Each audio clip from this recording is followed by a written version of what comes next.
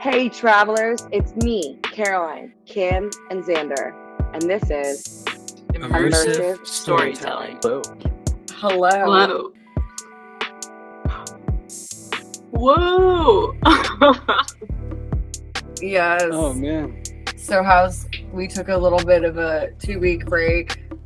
We're all back around. How's everyone's time been? It feels like it's been a lot of time and not a lot of time at the same time. Right? Yeah. I think between now and the last one, I've created something about like over 200 pieces of content for Instagram. Yeah, you've been on fire on Instagram. I love your Instagram content. Thank you. Yeah, it's really cool. I think it's one of those kind of like you have to just show up sometimes. Like creativity's, I've been saying it's like a muscle. Sometimes you don't really feel like it, but I just like sit myself down and I'm like, all right, we're just gonna see what happens. No pressure. Get the reps in. You gotta get the reps. Everything's like I gotta just shoot shots. And it's hard to tell what's gonna go like what's gonna actually connect with people, what people actually see. There's like so many variables to everything. Yeah. True. I think Xander, how's your time been?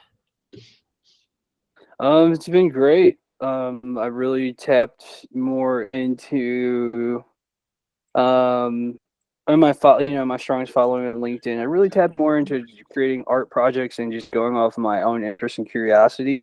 And then it's been cool. I got to explore a lot with Midjourney Volume 6, and like I go through like phases where I'll be super productive in the like making a couple thousand designs and stuff, and then spend the next maybe month curating them and making collection to post, because like when Kim and I were talking, I think it was like maybe a week or two ago or something, and we were talking about like the content production and that kind of thing. And I just seen one of my favorite like online mentors. I think it was Tony Robbins or Gary Vee. I can't remember. But we were talking about Steph Curry and how he has the most 3-point shots in the history of the NBA, and which is incredible. But he had shot maybe like 2.5 million shots in practice that no one ever saw. No one's ever seen before. And maybe in the game he hit like 3,000. So it's just like comparatively, the number and percentage of his practice shots compared to what people actually saw he made, was a very, very small percentage. But it was the work that you do in private that you're rewarded for in public, kind of thing. So it's just cool to go through and share a lot of my.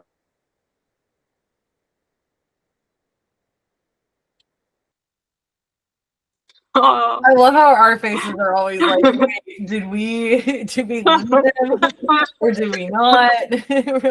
Immediately I look for someone else. I'm like, okay. That's why it's so different when you can actually see the other person. That's how I know. Yeah, but like on that conversation, like I guess while we wait for Xander to pop back up, part of why that like conversation happened is because even like me as a person who records a lot of things, something that kind of I have to let go of the ego is like that. I don't know necessarily if I'm going to ever use all the content that I record, and there's so much of it, but it's also kind of like it doesn't mean that one day I cannot use it, or that I can use it, because the amazing thing about AI and the reason why I'm always just like, don't think about it. Don't think about if you're going to actually use this piece of content, because like now with AI, I can go so much faster. I could just like videos that I haven't even touched in so long, and then it creates it for me. It's been like, it's amazing how much faster I could go with AI as a tool. Also, what I learned in data school was like if you archive and label everything correct, like I should do that. Like you can just boom, like. But then again, I should say like practice good data, or like storage etiquette. All the storage adds up in that cloud. It does. It's Yeah. like, you know, It's something like I'm slowly working towards. Like Xander had said, like something like you know, I, I don't know why bangers in, but like, you know, like your most exciting content, like in labeling them. I think that's like at the part where I'm at now is like, you know, creating, as we say, the creator's toolkit where tool belt. I gotta get that tool yeah, belt. the tool belt, like, oh, what do you need? You The need something for an tool event, an interview. Yeah, it's like, I mean, it's so funny how, you know, how there really could be, if we drill down on it, such a good is the word metaphor for comparing like a real construction, like, you know, a DIY, or like someone who's you know, doing construction projects or something, like how we think like in the garage or something, or like in their shop, or like in the studio, like whatever. They have like a toolkit, or like they have like literally like a tool shed, and like hammers, nails, like, you know, levels. I'm no expert on this topic, but I'm pretty sure I labeled some. I mean, I mentioned a couple of real ones, and they have you know, like an area where it's going to be done. Like there's a whole process to like sanding it down, or like whatever they're doing. There's like a process involved, and it's like seems like a methodical process, but like there are a select amount of tools to choose from. Like they can't do certain things. Like their parameters are limited to the tools that are in the tool shed. But also you have to know how to use the tools, and Yeah. safety around tools, because like, you know, you could take out a limb, you could take out an eye, something, you know, if you don't put those safety goggles on. So yeah. It's been fun in the creative process. I think it's one of the other pieces too, is like I've also had to just let go of my ego about that I won't necessarily be great at it at first, especially when starting with a new tool. And just kind of seeing what I can make at first and being okay with maybe I won't use it. But like I learned how to use it. But it takes a couple iterations sometimes, and sometimes it's just putting in the time to Yeah. create. True.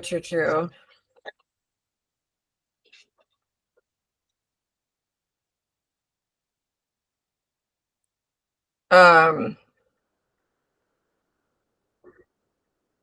So what do you think, like, and this is, I know, I think part of our topic today, but like out of curiosity, this is something I'd love to know from your side, because one of the things I've been learning about what people, you know, don't necessarily buy a product, they buy the story behind the why.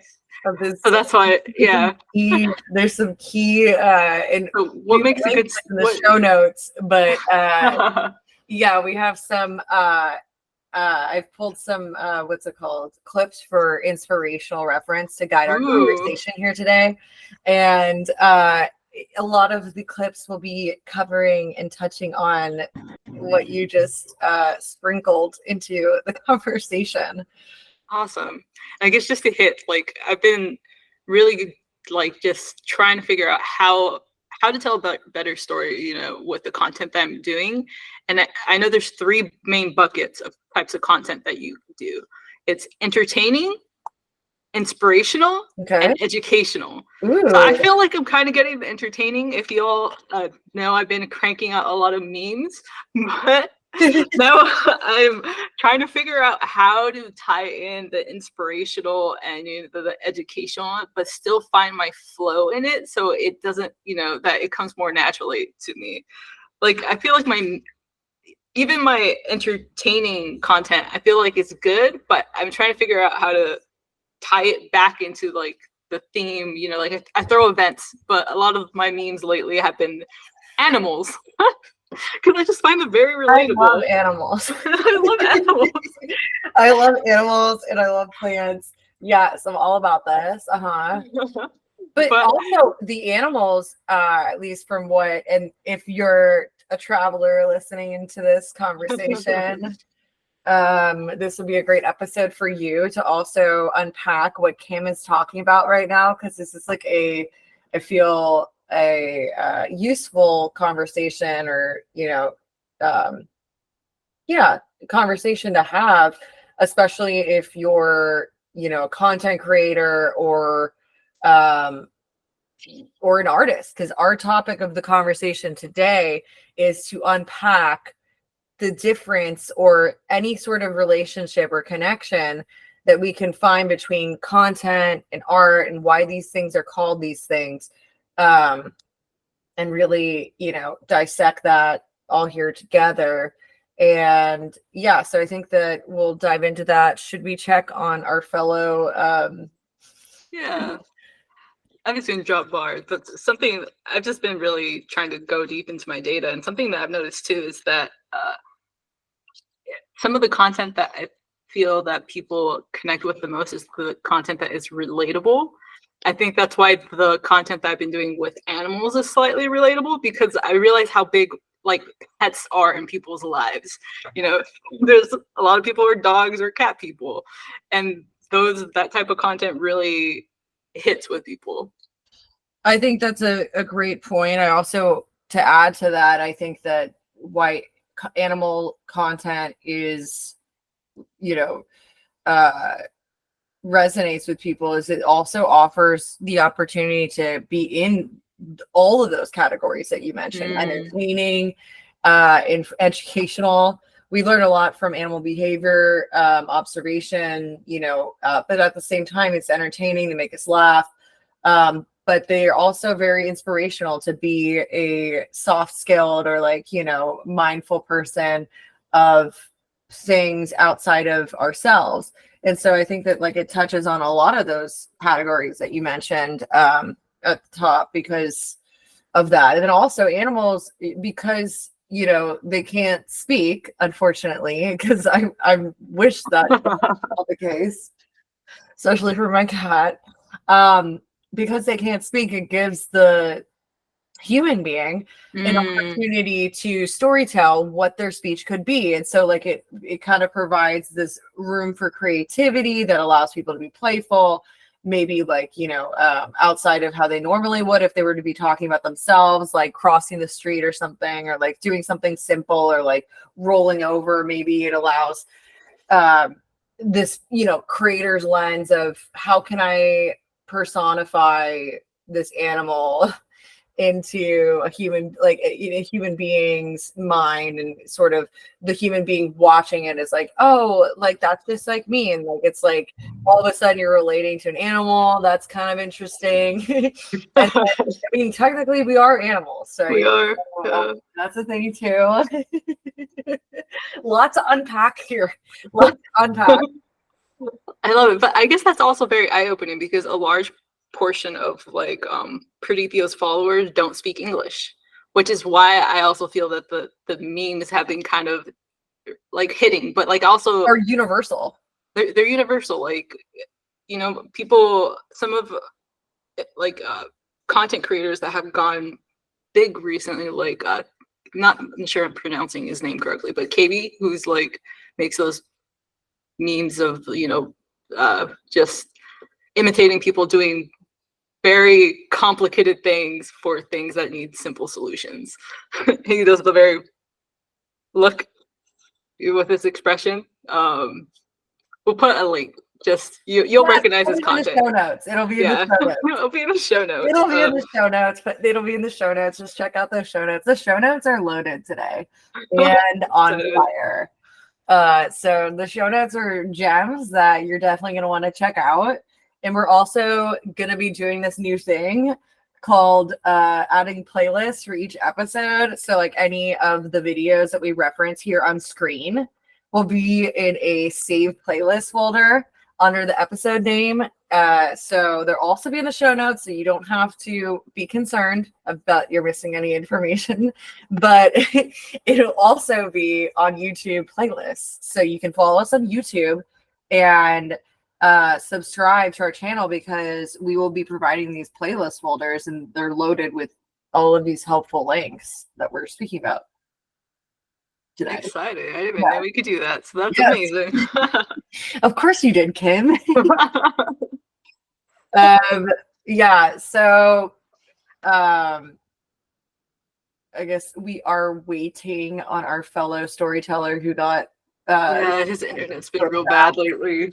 a vast hole. I do want to announce that this is one of the first GNBH my fashion line. Oh, you did. I was gonna tell you. Yeah. It looks really good. And this is one of the original. It's a dress, but I'm wearing it as a sweatshirt right now. And on the back, this is the first print, so I've revised it since because I was like, I don't want the stroke. But I guess you can't see it perfectly, but you'll see it. It'll be blasted everywhere, and I'll be the model. Love it. And yes, this is the pattern called Cloud Candy. And it comes in 6 different variations. And then pretty much if you're a star collector or if you're on Cloud 9, you have 2 routes. One of them is to collect the clouds. And so between Cloud Candy and Cloud Gems, which are 2 different patterns in 6 variations, you can go that route if you're a cloud individual. Or if you're feeling like you're a star collector, you have Star Tripper, Star Power, and Stardust. Those 3 patterns also come in 6 variations per pattern. So there's a lot going on in terms of like storytelling and collecting and just like finding out what pattern speaks to you and embracing the beauty of you and saying goodnight, beautiful human, and sleeping with a new sense of ease and style. Love it. Love it. Yeah, That's amazing. You've accomplished a lot since the last time we spoke. So let's go. The website is currently it will be gnbh.shop, and we'll also put that in the show notes. Let's go. But if it is available, but yeah, so right now I think it's going through a DNS. Oh, so you're almost live. Yeah. Yeah. I think it takes like 48 hours or something. But there is 1,054 SKUs. Yeah. So they're up. It's been a whirlwind, but I really am enjoying the hood. And honestly, this is the best. So there also be filters, starting with TikTok first, for this. And so like the filters will have a sort of experience that ties into the pattern. And pretty much, yeah, these are super like high visibility prints. So I'd say like, if you're a influencer or, making content online and you want to wear something that pops into the screen, these are great. It's very like high print, and unique. So that's what's up. Are we? Xander's internet hasn't been greatest, but let's keep it rolling because now that you mentioned it, I would love to hear your perspective. So, thoughts on TikTok and the ruling that just happened? Yeah. So, I mean, I guess context. Let's the people know what happened to TikTok. Well, so if you live under a rock and you're not aware that TikTok might be getting banned, it might be getting banned. Yeah. Right? Isn't that what's up? I think they ruled that it would, but I don't know the implications. Well, it got passed something got passed. I'm not. Yeah. We'll put the notes. I'm not equipped to discuss this, but I do think that there was a ruling in the House, but it has to get passed in the Senate in order for this to occur and move forward. But I believe the Senate could say no, or there could be someone that supports the what's it called, rejecting this ban because of free speech. And I think that that's an important piece of this. I personally, unless there's information that I am not being disclosed about the safety of what the concerns are, it does not seem to me to merit banning this platform, where I find so many other platforms in America, like that are like whatever American ran, to be hazardous and dangerous to our mental health. So I don't know what really the arguments seem to be about data and security, but I also don't understand why this one specifically would be the one to shut down when the other platforms seem to also post, similar possibilities of selling data, and also like security of our mental health, for instance. So I don't know. I think that it's definitely going to be something to watch, and also will be interesting to watch how, creators are very resilient. That's part of what makes creators creative. That's part of what makes creatives creators. Is the resilience and the ability to adapt and shape to the times. So that's that. So I don't imagine, like, yeah, I do think that it's kind of wild that if this was getting banned, how many jobs or how many people's livelihoods or well-beings are going to be affected by the income that they're getting from TikTok, and if that goes away, sort of thing, like how's that's going to affect them. I don't imagine this would be a significant deal breaker for brands. I feel like they're more adept to pivoting. And I feel like brands tend to be more platform agnostic.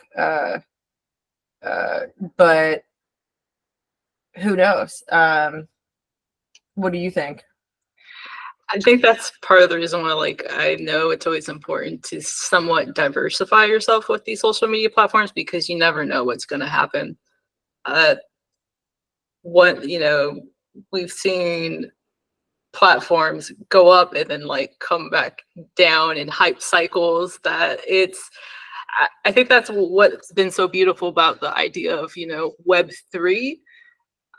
The only thing about Web3 right now is, like, I know there's a lot of, I'm not sure about the industry right now with Web3. It seems, oh, look, Xander is back.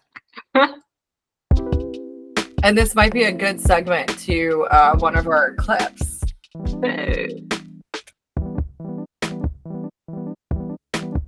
Hey, back from traveling. A little bit of turbulence. That's a new headset. It's the same. I think it's this whole same headset, but I think he just has a different Oh, background. maybe because the background's not clipping it. Yeah. Yeah, I think that's Funny how what that it happened. is. It's just the background's not clipping it. Yes, so how are you guys? Sorry, I had some turbulence there. We're glad that you are back here. We touched a little bit of everything, but we haven't dived into our topic. I want to say, what is storytelling, but I don't remember. It's that's art exactly and content. Dissecting art, content, the whole relationship between the two, if they are related, if they're not related, what they are, really drilling down and unpacking that. But Kim was just talking about TikTok and the TikTok ban. or the potential TikTok ban, I should say. Yeah, pretty crazy. Yeah, and I guess right before you jumped in, Xander, it was just I don't know. I love the idea of Web3 because it kind of gets you don't have to be so tied to one of the big corporations platforms. But I don't know what the industry right now. I'm not really sure where we're going with it. Yeah, that's a good point. It's almost like the culture as far as mass adoption is yet to be formed. So it's right now it's a bunch of like smaller communities and then technologies, or an era maybe then more so than an established like realized era. Yeah, I think it's still like kind of hypothetical right now because of mass adoption. But the technology definitely work. And also, I think, Kim, you were talking about the platforms and like why it's important to not just be on one sort of thing. And like, I have a question or like a zoom into that we might also reference our power clip that are in the show notes. What you did miss, Xander, is that we'll have like any YouTube source videos we'll create playlists for and share them in the show notes by episode. So be sure to subscribe to our YouTube channel if you want all of these really helpful playlist video clip inspirations to do deeper dives into, but we'll show a little bit of them here and kind of guide our conversation around that. But really, I guess what I was touching on is that it's interesting because nowadays we have all these different social platforms, right, that we consider social media. And I do wonder where the original etymology of that term came from, like media, like why social media? Like why not social connection? Why not, like why did it end up being distilled down to media? But I guess that's probably the most appropriate word for it. Back to what I was saying is social media is just a byproduct of the internet. And so now we're kind of entering this world where it's like, if you don't have your own intellectual property on one website and it's just like on platforms, you could be at risk for either being hacked, shut down, like moderated, platform shuts down, your content shuts down. Like, so you always need a sort of home for it. And that's kind of the original point, right? Of like the internet is that it's your data, like to what you were saying, I think about Web3, Kim, it's like, it's kind of, it should be this, you own your data sort of thing. But I guess it's the centralization is giving power to these platforms. And then I guess ultimately the government or the ruling systems are. Yeah, and the government wants to shut down like a lot of foreign countries when there's an election, they shut down social media. Yeah. Okay. Yeah. All right. Yeah, and like right now the government might shut down TikTok. So without further ado, I'll play this clip here that will tie into our conversation around art and content.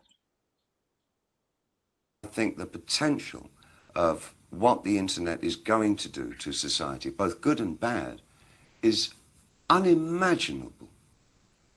I think we're actually on the cusp of something exhilarating and terrifying. It's just a tool, though, isn't it? No, it's not. No, it's an alien life form. What do you think? I mean, when you think then about the it's future their life on Mars. Yes, it's just landed here. But it's simply a different delivery system there. You're arguing about something more profound. Oh yeah, I'm talking about the actual context and the state of content is going to be so different to anything that we can really envisage at the moment, where the interplay between the user and the provider will be so in simpatico. It's going to crush our ideas of what mediums are all about. But it's happening in every form. It's happening in visual art. The breakthroughs at the early part of the century with people like Duchamp, who were so prescient in what they were doing and putting down, The idea that the piece of work is not finished until the audience come to it and add their own interpretation, and what the piece of art is about is the grey space in the middle. That grey space in the middle is what the 21st century is going to be about.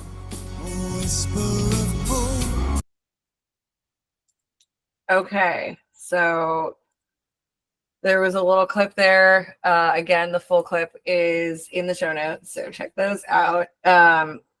But really, you know, I wrote my thesis on David Bowie, Aristotle, and Plato, and the importance of catharsis through self-expression and theatrical performance on stage. And so I think, you know, that clip to me speaks volumes of what David Bowie was a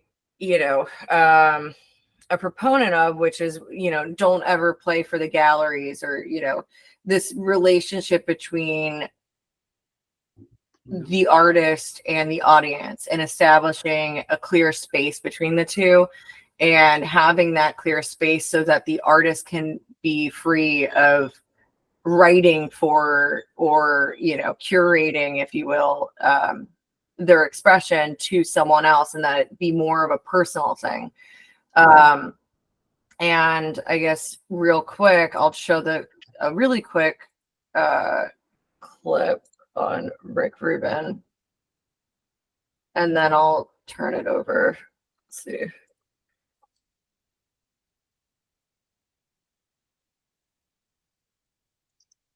I'm not able to hear the audio on this one. Oh.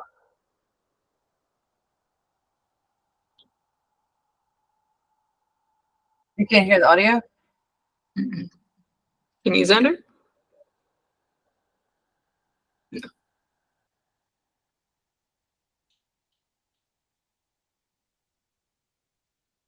Okay, so if you can't hear the audio, this will be in the show notes. But essentially, what Rick Rubin is saying is that, You have to share just the tab or something, like you did the last one. Oh, That was your full screen. does this work? About Yeah. it. They're being made by people. Okay. So Much of why, if you go to the movies, so many big movies just not good. It's because they're not being made by a person who cares about it. They're being made by people who are trying to make something that they think someone else is going to like. And that's not how art works. That's something else. It's not art. That's commerce. So if we're making art, it's almost like a diary entry. So could I be concerned that someone else might not like my diary entry? It doesn't make sense. You know, it has nothing to do with them. My diary entry has nothing to do with anyone else. So everything we make as artists are essentially diary entries. If you're self-employed, with that, familiar with heavy workload. And on taxes, Here we go, Nat. bookkeeping, But yeah, so yeah, let's unpack all of this. Art. What's our definition of art? What's our definition of content? I like that. Art is self-expression. Okay. Because that's something that I guess I've been, you know, when I'm churning out this content and removing my ego from it, and that, like, there's a chance that no one else might like it, but as long as I like it, that's the most important piece. Yes. If I connect with it, and I do like that piece about it being your diary entry, because it's kind of like you know, I create for me, and sometimes it's hard to remove because, you know, you want to, you know, monetization doesn't necessarily have to be the goal, or like getting paid for it, but being able to there's something very, I guess, beautiful about being able to connect with other people when you're like, you all have taught me a lot about vulnerability by just being very authentic. So by putting yourself, just being the most you and creating for you, I think that's like one of the most bravest, vulnerable things you could do. Art. I need to add. Oops. Did you mean to raise your hand? I'm gonna add an Yeah, emoji. that's really good. That's really good. Like Rick Rubin, one of my other favorite like inspirations, Quentin Tarantino had a saying like as an artist, you should really just scratch your own itch. Um, you know, um, uh, um, Carlos Santana also said his job is to kind of be a medium from the spiritual realm and take people on and give people a spiritual orgasm through his his creations and his experiences. And I think that that was a really good definition of sometimes what's wrong with the major corporations or major brands, where they have these incredible budgets, but they just don't quite hit the mark. Because they're not basically like specialized, they're not niched down, they're like just generalized. And I think one conversation I had with the lead of Nike Metaverse, his name was Andrew, and he had told me that one of their philosophies was that in the future there will be no other, meaning that there's so many different ways to have personalized experiences and find your personalized niche that there is no like one catch all or one general model for things. So I think that kind of attests to sort of what we see happening and transitioning with the marketing side of things and just niche markets. I think it's a way that people can really be authentic and communicate and celebrate what matters to them most, as opposed to maybe what just be interested in what's presented in a broad kind of category. Like what's your passion, and if you can find that, and it doesn't need motivation. It'll be the consumer's drive to maintain self-identity that will keep whatever topic or brand or experience is in front of them to sustain it. Like that's kind of the driving force. I think that ties back into like how your niche is you. So the more you can be, the more you find people that will also connect with you. That's good. Yeah. How about you, Caroline? How about me? About what? Not art. What it is? Well, I guess on the topic of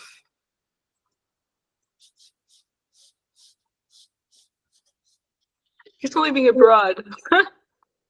Well, so I guess, I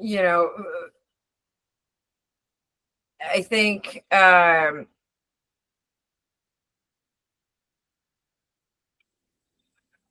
art for me, I think, I support the perspective of Bowie in the sense that, and this also dates back to ancient Greek tragedy and performance art, and which that also took from something else too before that. So I think that we've come a long way in terms of performance art and how that sort of due to technology in the early 1900s with film cameras and all that, there became silent film and movies, and like that started to take place. And how film scoring, for instance, originated with a piano player showing up to the theater scoring live, during a movie screening, because they couldn't do both at the time. You couldn't present a film and a music track. You had to have a live musician show up and play to that movie. And like that in itself is way different. Like I can't even imagine if we were to, but that might actually be something interesting to bring back today. Because I think that art is such a complex field of study or practice or work that really gets distilled down into so many different groups. And now, like what we're talking about, art versus content, or how art and content are related, and where did this word content come from? I know when I was a content strategist at the marketing agency in my past, like it was an interesting word that, you know, I just associate with marketing. And so it's kind of come back around into a conversation, and we'll link this article in the show notes, of course, because we always do that. But you know, this article that I'm looking at is discussing these very points about you know, consumerism, how that plays a role into this. Content creators, they're still artists, you know, like there's still, so what is art? You know, and so it's very complex now. I feel like we have to drill it back down, unpack it. We still have a lot more unpacking to do, because there really isn't. If I were to give one answer about what I think art is, I think it is the science of self-expression. And you know, and I say science because I do think that art and science go together, and there is a you know, I call it the scientific method. yes. I mean, well, so the scientific method, let's unpack that, because it is something that involves exploration and experimentation, but there is a method behind the experimentation. One of the clips that we'll show here in the show notes, and we won't show it, but it'll be listed at the top of it. You know, Rick Rubin was talking about how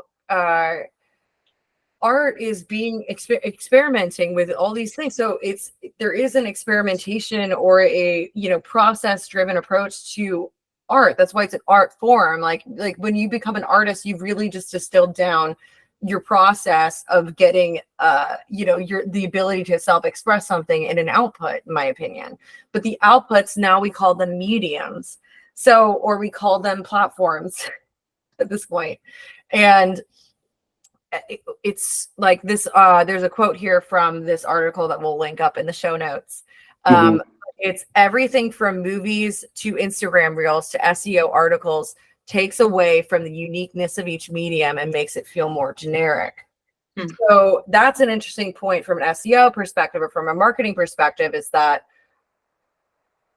the content or what you are outputting then has to go through this, like, hashtags, meta words, you know, all this stuff to categorize it, but it has to categorize it in trending ways, or ways that your audience could reach it. So you kind of, at that point, if you're not writing for the audience, then how are you to determine like how that fits into it, like how to put those keywords into this thing that you've created after the fact? So it is going back to the David Bowie point, like, are we at this breaking point where, yeah, there is no relationship between, there's no gray area of like, I put the work in the gallery and now the people come and they visit, they view it and they provide their thoughts on it. Are we at this simpatico level of like instantaneous review and approval or disapproval or feedback? And like, are we even past that to the point where the audience is now the creator? Right, where the audience is now living in like the creation live. Yeah, like, yeah. I don't know, like, is that content or is that art? Yeah, I love that. Just to unpack a couple pieces of that, the part that kept speaking to me was the like David Bowie said, was that gray space between when the artist creates it and then the audience sees it or views it and interprets it. There's also that phenomenon called the sorry, bear with me, the phenomenon theory, or excuse me, the observation theory, which the observer effect is the fact that observing a situation or phenomenon necessarily changes it. Observer effects are especially prominent in physics, where observation and uncertainty are fundamental aspects of quantum mechanics. So it is actually, you know, like trying to keep that authenticity of the origin of the creation of the internalized like product from the artist before it's interpreted by an audience. You know, it does, I guess, even you know, molecular level change the art itself, and maybe that's kind of the illusion of what we're seeing, is that, like Caroline just kind of alluded to, is the speed of which that happens is so instantaneous now that it is a co-creation effect. So it's both beautiful in that everything's fluid, and also things that maintain are maybe even more so anchor points and valuable for culture. You know, so we can tap in right now to a show that's viral because we've all seen it and we all have that shared experience, as opposed to maybe in the future we'll have completely personalized entertainment experiences that like mix our dreams mixed with what our interests are, and it is literally created just specifically for us and our own entertainment, as opposed to, like I said, yeah, shared entertainment experiences. And you know, all that is on the horizon. I don't think there's a right way or wrong way. I think it's just the evolution of the platforms. So something interesting that a couple of words that you just hit were entertainment. And at the top of the call, Kim was talking about her social media buckets. Mm-hmm. You want to illuminate that for Xander? Yes, I think Xander and I have gone through these too. But the 3 types of content: entertaining, inspirational, and educational. And so that, I think those are good, you know, pillars to have.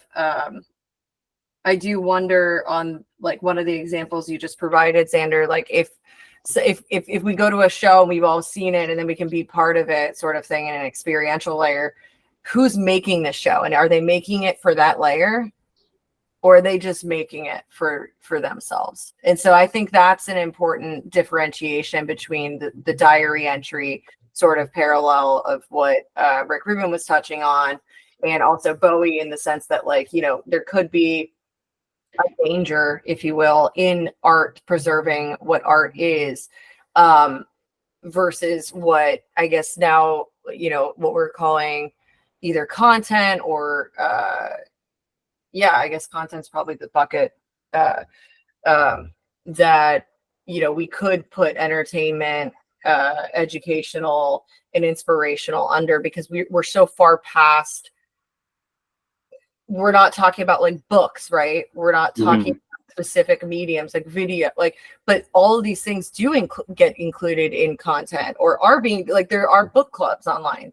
Yeah, that really made me think when you were saying like content, where do we get that term?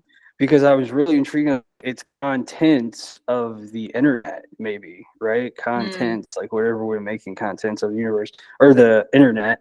And I was like, in the same way, because I love to think like on a, you know, like universal level, like isn't planets and stars, aren't those just contents of the universe? You know, like all the black holes and galaxies. I don't know. It's just an interesting like thought, though, to your point where we're classifying content.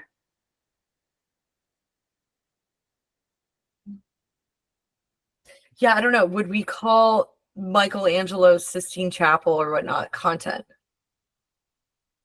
I feel like now I would, but that's kind of, I don't know how I feel about saying that because it's such art. But I guess something I know even from my time working in live immersive sports is one of the biggest features that we were pushing is personalization, and that being giving, you know, the fan the ability to watch sports the way they would like. So some people are more leaning towards highlights. You know, there's the people that will watch the full replay, but some people want to just watch the things from their team, or some people care more about, you know, like having a passive experience where a narrator is telling them. So it kind of touches back to what you all were kind of touching on. It's you know, in the future, personalization, I do see personalized content being more of a thing that will become more common. But I do wonder what that will do for art, because will it still be art when it's all this personalized content just generated by AI? Is it still art? It's interesting because content to me also I associate that with data.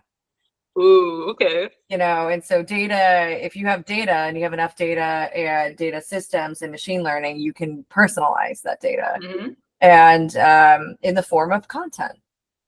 There we go. It's for me, it seems like a more mathematical approach to entertainment. Not necessarily art entertainment. And so I don't know, that's where the movie theater and all of that like sort of started to build in the early 1900s outside of the Sistine Chapel, right? Like we've been on this journey of entertainment, entertainment, arts and entertainment. Now they're in one group. Arts and entertainment. And you know, is it entertainment or is it art? When we have like, you know, acts like Taylor Swift selling out all these shows and whatnot, is that entertainment? Is it art? Is it both? You know, I'm not gonna have any Swifties coming after me, but they're strong. But you know, like all of the like sequin dresses. Why do all the pop stars wear those? Why are there like pyrotechnic shows? Like who did that? Why? When? Like how? Is this entertainment? Is it art? Is it both? Theater. I mean, it's a theatrical performance in a sense. So it's, you know, this, but they're also on a stage that separates them from the audience still. So, but then again, we do have, like Xander was saying, like these technologies and things like the Apple Vision Pro and like whatever spatial computing and whatnot and AR overlays that can tie someone a little bit closer to their individualized, you know, what you were saying, Kim, with the data personalization and all that, can tie them a little bit closer to their frame of mind, relating it contextually to that output of like something like Taylor Swift, for an example. But she's still on stage and you're not. So there's still sports people playing on the field and you're not. So as much as we could add contextualization to it, there is a difference between the performance or the sport, you know, performance, if you will, the, you know, the entertainer and the entertainment and like some sort of experience layer there to bridge it. I guess jumping on that, something that I didn't realize, like, I guess I opened my eyes to is one of the most, I guess, unifying pieces about a music festival is fashion. And people put together their whole outfit for these music festivals, and there's such a culture that is tied to fashion when it comes to music, and it ties into self-expression. And that almost becomes like, I've talked to a lot of people who they've never even been to Coachella before, but their biggest reason were like, I don't know if I could go to Coachella because I don't know what to wear. And I was like, wait, you're telling me the thing that's stopping you from going to Coachella is you don't know what to wear? But that's such a big part of what they feel like they would need to be able to have this experience, because to them that's part of having the experience, is they get into the culture. And I feel like, you know, if you're a Swiftie, you put on a whole drip, like you made some custom outfits. Like when you're watching these performers, you get decked out. It's a whole thing. It's like you're putting on, you know, you're going to a party and you're getting dressed. So I do feel like there is ways where you yourself get the opportunity to express yourself, especially when it comes to music festivals. I've been watching like a lot of interviews where it's people getting interviewed about like what inspired your outfit. And a lot of people, their response has been, I wanted to do something that was outside my comfort zone because I felt like this would be an accepting community where I could be my full self. So I think those are kind of the parts where it's that when you create an environment where self-expression is like allowed and like you're actually rewarded for it, it's a beautiful thing. I think that is art. I can't get to my That's emotion. deep. Yeah, I love that. That was awesome. You know, art. It just happened to be this is the art shirt, dude. I love it. You sip of tea on that one. That was good. Yeah, I'm like, we're rolling in a lot of tea. There's like 4 tea bags in here, so let's go. That's awesome. And yeah, maybe Caroline too. It was really cool that post you tagged me in. I've been really inspired by Krista Kim, like since I first got into this industry, maybe like in 2021.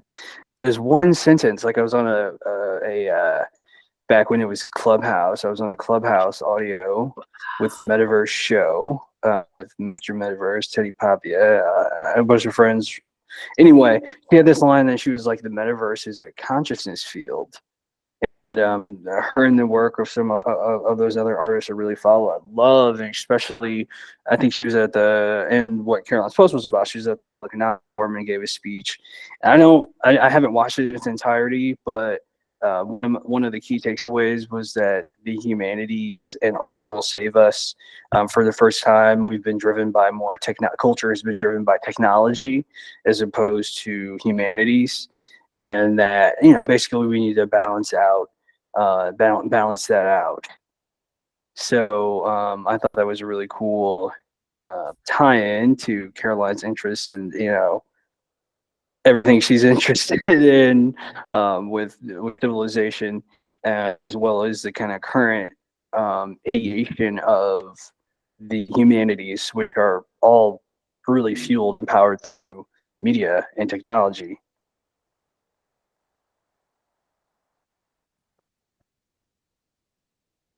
Yeah, I thought that was a great clip that you shared on Instagram. And I was grateful to have found it. And then it popped up again on LinkedIn. And I was like, you know what? Why not? Let's just get on there and share. Because it's an important message. And, I think self-expression is so beautiful, freeing, important, and important for societal progress. And like Kim, you just said, like when self-expression is when you're around an area or community or an environment that supports self-expression, no matter how wacky, whatever it is, whatnot, it supports it and doesn't make different feel like less than. Mm-hmm. That's when there can be, connection and like a synapse can be formed, and there can be progress of even that is progress, because the opposite is making someone feel like less than, and then having that synapse not fire. Then there's no firing. Then there's just a distancing or a disconnect, and there's more disconnection. I think something in, that clip that you shared, Xander, was that there was this importance of self-expression to create connection, human connection, and connection is very, she said, like, is very key right now, and is also like suffering. And so I do feel that a lot of what we touched on, like, of course, we can't unpack it all within this time or episode, but I think that, it gets to be a little tricky when you are an artist or a creator, that is making something for someone else rather than expressing your personal, using it as the science of your art form as a personal, extension or expression of what you're either feeling or seeing in the world, or experiencing or seeing others experience, or whatever it is. Like, I think that a lot of what that is turns into, great poetry. Bukowski's one of my favorite poets, and he just, spent a great bulk of his time observing, and distilling those observations into works of poetry. And I think, if we start to have those sort of, channels of expression or personal expression be deteriorated by the need to express what you think someone else wants to hear, there's a lot of guesswork in that, and we don't know if someone really wants to hear that. Like, there's a lot of curation, or that kind of feels like a more of a marketing, content strategy, or like, pairing something with an audience, like how we used to have art, audience demographics. That's all changed, right? So what truly that sort of approach to creation is doing for people, I think it's up in the air. I'm personally in favor of creating as an extension for your expression, what you think is important to express, and to differentiate between the two, between what I create for commerce versus what I create for art. And I think the two could be married. I think the two could be bridged. But if it's coming from that genuine place of, I, am making this because I feel this is, an authentic extension of myself or the brand or whatever it is. But I think that we start to get down a tricky slope of human expression and connection when we start to do beyond our control, or like who sets the trends of Coachella fashion? Yeah. Who sets it? Who's setting it? Is there one person that's like, hey, it's crop tops this year, not flower crowns? Who sets it? And I want to know, like, is it one person? Is it a community? Is it an artist? Is it a boardroom?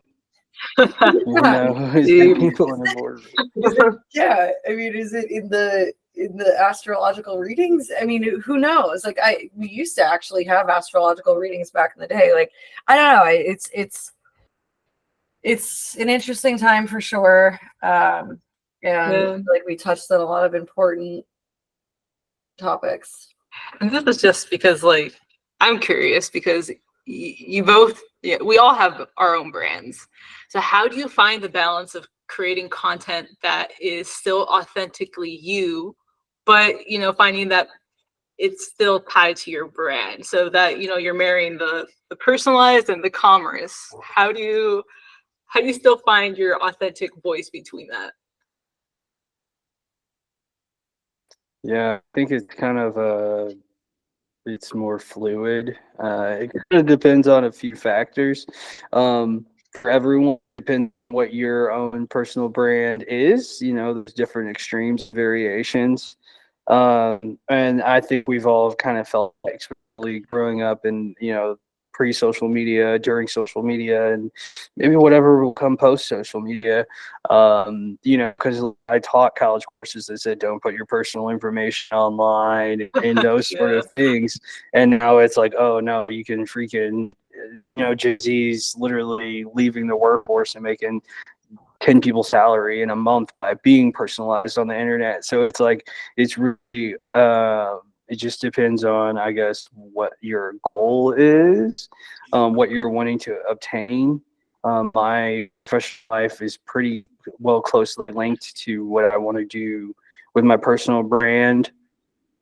So it one kind of complements the other, I think, at this point. But it's still more professionally driven and on LinkedIn and more so that route.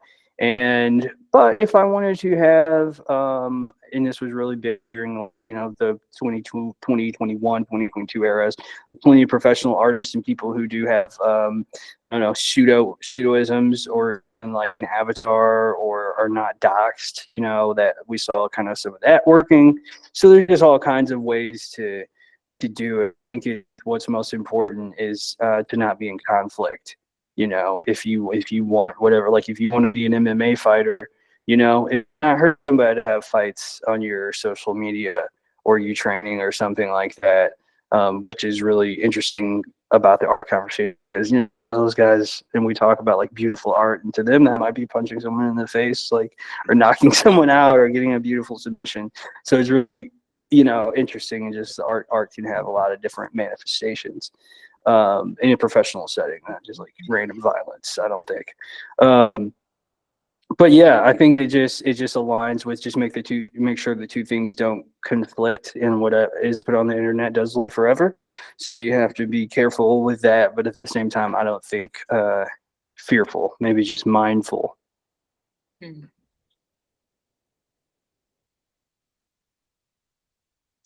I think that's a good point.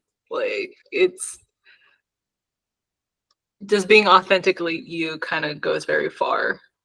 Even though I think, because I can tell too, the times I start to feel the most burnt out is when I'm caring too much about like what other people think about the content I'm making. And I have to remind myself to bring myself back and be like, all right, those are the times where I don't want to create anything. So I just kind of put myself in a space, like in an environment where I can just create something. And then like if I come out with some pieces of content that people connect with, then awesome. If not, then at least I got some, you know, I put in my reps. I was shooting shots, and like I learned how to do some cool things that I didn't know before, because, you know, it takes practice. Being able to tell a story, it's a skill. Yes, it is. Hearts. Yes. My laptop's about to die, so I'm glad. Maybe that was a good like sign off point for me if I just like drop out. Yeah. Yeah, I am about all unpacked too. I think this was a great episode 11. Thank you for tuning in, travelers. Please do support us on LinkedIn. We're 5 followers away from going live and unlocking that ability. Oh, baby, so close. Yeah, 5 away. And yeah, definitely be sure to check out our YouTube. We're going to start curating that with these playlists that you can get the full snapshot view into and kind of join our experience, kind of like we were talking here today, contextualizing what the conversation you know, touched on and the inspiration points behind that. So we'll start getting better at involving YouTube as a platform. And yeah, until next time, right, Cam? Don't you say that at the end? Over and out. Yeah. That's what you say, so teamwork. Over and out. Over and out. All right, now I'll stop. Woo! See you on the next episode. Woo! Immersive Storytelling.